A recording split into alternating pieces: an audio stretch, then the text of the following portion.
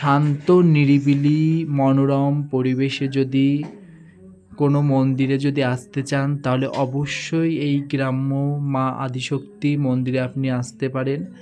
এখানে মা আদিশক্তি পঞ্চদেবীর একটি মিলিত রূপ নিয়ে বিরাজমান। তো পঞ্চদেবীগুলো কে বা কারা আছে সেটা আমি অনেক ভিডিওতে বলেছি, তো আজকেও একবার বলি। মায়ের মধ্যে মা চণ্ডী রয়েছে, মা কালী রয়েছে, মা জগদ্ধাত্রী রয়েছে, মা অন্নপূর্ণা রয়েছে ও মা মনসা রয়েছে। আর মায়ের মাথার উপর তো এখানে অষ্টনাগ দেখুন পুরো ছত্র দান করে রয়েছে, পুরো ছায়ার মতন মাকে ছায়া দিচ্ছে যেন ছাতার মতন মায়ের মাথার উপরে দেখুন অষ্টনাগের ফনা। তো গ্রাম্য মা আদিশক্তি মহামায়া এখানে খুব সুন্দর একটি পরিবেশে অবস্থিত, শান্ত নিরিবিলি শীতল পরিবেশ দেখুন। ওই জন্যে তো মায়ের নাম, চ্যানেলের নাম দেওয়া হয়েছে গ্রাম্য মা আদিশক্তি।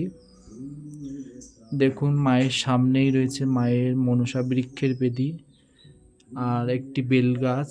তো এগুলো মায়ের মন্দিরটাকে পুরো ছায়া প্রদান করে রয়েছে। দেখুন পুরো কত সুন্দর একটি মনোরম দৃশ্য।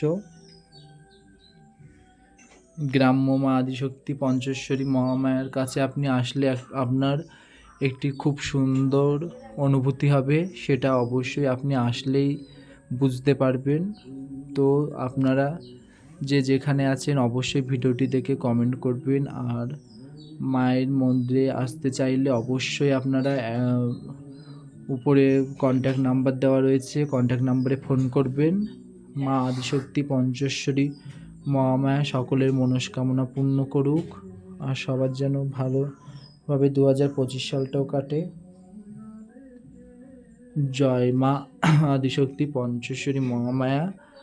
মা এখানে যেমন কোলে গণেশ রেখে দিয়েছে, তো মায়ের মন্দিরে আসলে কখনো কোনো নিঃসন্তান দম্পতিদের, যাদের সন্তান হয়ে থাকে না তাদের অবশ্যই সন্তান লাভ হয়। মা সকলের কুল আলোকিত করে থাকে। মা যেমন নিজের কুল আলোকিত করে রেখেছে ঠিক তেমনই সকল নিঃসন্তান দম্পতিদেরও কোল আলোকিত করে। ওই জন্যে মাকেও অনেকে গণেশ জননী বলে অনেকে। মায়ের যেমন কোল আলোকিত করে রেখেছে গণেশ, ঠিক তেমনই মাও সকল নিঃসন্তান দম্পতিদের কোল আলোকিত করে, ওই জন্যে মাকে অনেকে গণেশ জননীও বলে থাকে। জয় মা আদ্যাশক্তি পঞ্চেশ্বরী মহামায়ের জয়। জয় মা গণেশ জননীর জয়। জয় মা আদিশক্তির জয়। গ্রাম্য পরিবেশে দেখুন মাকে কত সুন্দর লাগছে। অবশ্যই আপনি আসলে এখানে দেখবেন গ্রাম্য পরিবেশের একটি কত সুন্দর বৈচিত্র্যময় দৃশ্য, সেটা মায়ের কাছে না আসলে আপনি বুঝতেই পারবেন না।